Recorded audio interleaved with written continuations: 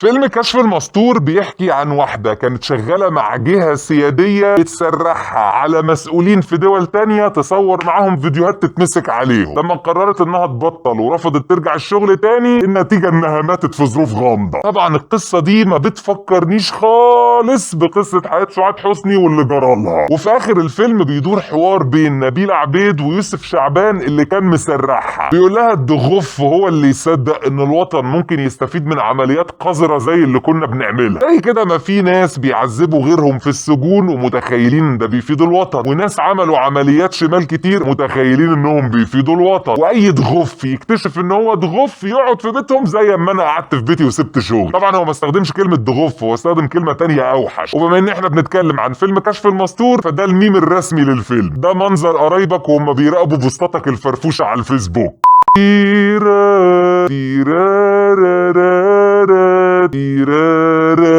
دي موسيقى التصويرية للفيلم، واعتبروها تتر بداية الحلقة.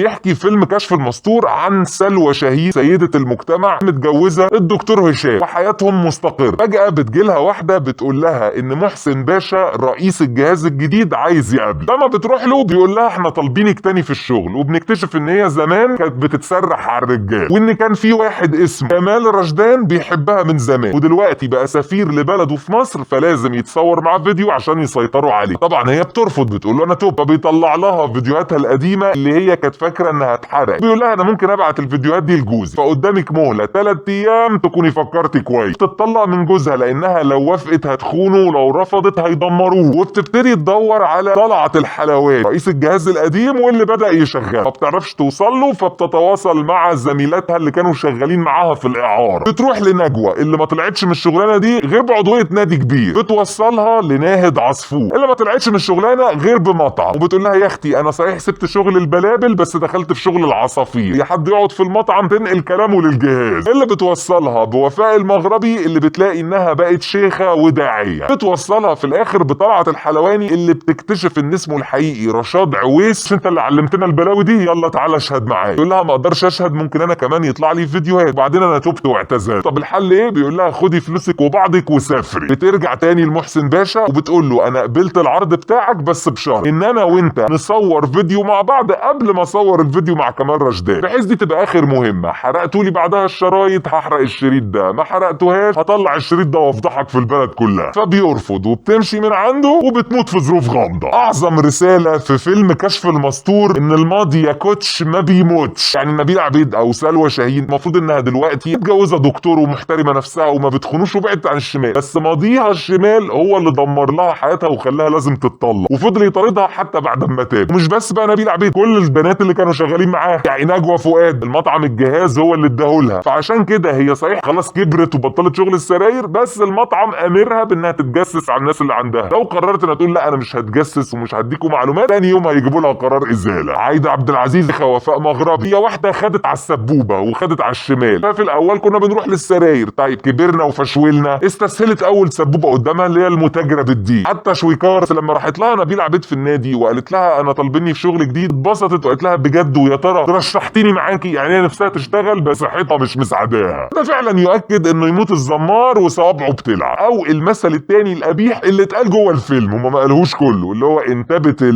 انا مش عارف بقى انتوا عارفينه ولا لا، اللي عارفه يا ريت ما يكتبوش في الكومنتات منعا لخدش حياء الاسره. طالما بدات شمال غالبا هتكمل شمال. والوحيده اللي هي نبيلة عبيد لما حاولت انها تتطهر وما تكملش في الشمال ماتت. اعظم مشهد في فيلم كشف المستور هو المشهد اللي ما بين نبيلة عبيد ويوسف شعبان، بيبين لنا قد ايه ان في ناس عبيطه بتعمل حاجات شمال ومتخيله انها بتفيد الوطن. يعني هو بيقول لها انا كنت مبسوط بكلمه جنرال سراي، لانه زي ما في ناس تقدم ارواحها فدا الوطن لازم تبقى في ستات تقدم اجسادها فدا الوطن. بس لما ركزت اكتشفت ان احنا مجرد شبكه دعاره، الفرق بس انها مقننه. وبيبتدي يديها امثله تاكد لها ان حب الوطن لا يتعارض مع الاخلاق والقيم والدين. وبنكتشف ان نبيلة عبيد او سلوى شاهين هي نفسها كانت مضحوك عليها، يعني هي بتعيط بتقول له انت عايز تقنعني ان كل الكفاح اللي كفحناه على السراير ده ما جابش اي نتيجه؟ هي كانت متخيله ان هي قدمت خدمات جليله للوطن. والفيلم بيوصل لنا رساله ان الناس اللي بيضحكوا على الناس العبط دول وبيفهموهم ان الحاجات الشمال بتخدم الوطن هم اكتر ناس عارفين ان ده كذب ومش مصدقينه. يعني محسن باشا فاروق الفيشاوي طول الفيلم عمال يقول لها انت لازم تصوري الفيديو عشان الوطن، انت اتطلقتي الوطن بيناديكي. حتى لما لفق لها تهمه ودخل لها راجل في اوضتها كان عايز يلبسها قضيه اعاره عشان يجبرها تشتغل، قال لها انا اضطريت اعمل كده لخدمه الوطن. لكن وقت الجد بقى لما هي راحت له في الاخر وقالت له انت عايز نصور فيديو عشان الوطن، خلاص احنا الاثنين نصور فيديو مع بعض وهو برضه عشان الوطن. قال لها انت ست قليله الادب، وعارف ان الفيديو ده فضيحه وما يقبلهاش على نفسه ولا مراته وعياله يشوفوا فيديو زي ده، فبيقول حاجه وهو بيعمل عكسها. زي كده المذيعين والممثلين اللي ليل نهار يقولوا ان يا جماعه لازم تصبروا وتقفوا جنب البلد وهم شخصيا وعيالهم وفلوسهم عايشين بره. اعظم المواضيع اللي اتقدمت في فيلم كشف المستور الشيخه وفاء المغرب، ظاهره ان واحده هتبقى شغاله شمال وفجاه من حيث لا ندري هتلاقيها اتجهت انها بقت داعيه او تاب. مش معنى كده ان اي واحده داعيه او اي محجبه كده، لكن الظاهره دي اللي احنا شفناها وشفناها مؤخرا. يلا ربنا يمسيكي بالخير يا شيخه هدير عبد الرازق. او على الاقل ان وفاء المغربي دي هي واحده هتلبس الطرحه وهتعمل نفسها داعيه عشان تتاجر بالدين وتطلع بسبوبه من وراه، مش همها التدين. يلا ربنا يمسيكي بالخير يا شيخه سمر نديم. وبمناسبه بقى الشيخه وفاء المغربي، ان وفاء عامر كانت شغاله كومبارس في الفيلم ده، طلعت معاها مشهدين ان هي كانت ممثله وتابت على ايديها. وفاء عامر كانت لسه كومبارس، ما كانتش لسه بقى عرفت طريق الاعضاء الشهره. فيلم كشف المستور هو تاليف وحيد حامد، وده يفسر لنا ليه في كميه جمل عميقه جدا ووراها اسقاطات قويه. انا مش هقدر اجيب كل الجمل، بس اكتر جمله دخلت دماغي جمله قالتها شويكار لواحد من الرجاله اللي على المعاش اللي في النادي، لما بتقول له مش هتدخلني معاك القايمه عشان هما كانوا نازلين انتخابات النادي. قال لها لا انا القايمه بتاعتي اتقفلت بدري. قالت له مصدقاك يا باشا، الحراميه اسرع ناس يتلموا على بعض، ده مش قصف جبهه ده قصف عرض. عبقريه فيلم كشف المستور انه قدر يتنبأ بحاجات ما كانتش موجوده وقتها. كشف المستور في اوائل التسعينات، وفاه سعاد حسني كانت في اوائل الالفينات، كشف المستور في اوائل التسعينات، ظاهره الشيخه وفاء المغربي والناس اللي بداوا يتاجروا بالدين دي كانت في الالفينات. الفيلم كمان تنبأ بالطبقه بتاعه ايجيبت ورجال اعمال ايجيبت اللي ظهروا فجاه وما نعرفش جايبين فلوسهم منين. فلما نبيل عبيد راحت لشويكار في النادي بتقول لها مين يا اختي رجال الاعمال اللي قاعدين فاضيين دول؟ لا يا حبيبتي دول خلاص طلعوا على المعاش، اللي سرق سرق واللي نهب نهب واللي اختلس اختلس، وبيشغلوا فلوسهم وهم قاعدين عشان يبانوا انهم رجال اعمال وطنيين وشرفاء. نخش بقى في الاداء التمثيل. في الفيلم ده بالذات كلهم احسن من بعضهم في التمثيل. نبيل عبيد قادره تديني الشخصيه الميكس، هي الماضي بتاعها شمال فهي تعرف تشرشح وتقل ادبها. ده بان مثلا في مشهد لما فاروق الفيشاوي كان باعت رجاله وراها في العربيه يراقبوها فاستدرجتهم لحاره ووقفت ونزلت، تعاند بقى بالرجاله قالت لهم دول بيعكسوا، لا انا لابسه محزق ولا لابسه مفتوح، يبقى مطلوب مني ايه؟ مستوى من فوفه وانت نازل. وفي نفس الوقت ادتني احساس انها بقت سيده مجتمع بتعرف تتكلم بطريقه شيك، ده تحديدا مع جوزها. شويكار عامله دور حلو جدا، شويكار دايما كانت بتعمل كوميدي، هنا عامله دور جد وطالعه بقى جايبه دور الست الشرشوحه، حاجه كده ستايل ام مكه او فوفه برضه وانت نازل. عايده عبد العزيز دور حلو جدا، وتحس في نظراتها من غير ما تحزق انت قادر تشوف هي ازاي بتتاجر بالدين. لما راحت لها نبيل عبيد كلمها باللغه العربيه تقول لها انت مش جايه عشان التوبه، اقعدي على كرسي التوبه، ولما عينيها تبتدي تبين قد ايه انها مرتبكه لما يجي لها مكالمه من المشايخ بتوع لندن. فاروق الفيشاوي عامل دور حلو جدا، يعني برضه من غير ما يحزق موصل لي قد ايه ان هو راجل فاسد. يوسف شعبان مش هقول ان هو عامل شخصيه عظيمه، بس كان احساسه في المشاهد اللي بينه وبين نبيل عبيد عالي جدا وبيقسم الكلام صح قوي. بينتهي فيلم كشف المستور بان نبيل عبيد او سلوى شاهين بتموت، لكن في مشهد موتها بنلاقي افراد كتير هم اللي بيعملوا فيها كده، سواء بقى من طرف فاروق الفيشاوي، سواء من طرف عايده عبد العزيز، سواء من طرف كمال رشدان هو بقى سفير وبالتالي هي خطر على منصبه. وكأن الفيلم بيوصل لنا رساله فلسفيه عميقه انا اللي مؤلفها، ان اللي بدأت حياتها لحمها بيتوزع على الكتير انتهت حياتها ودمها توزع على الكتير.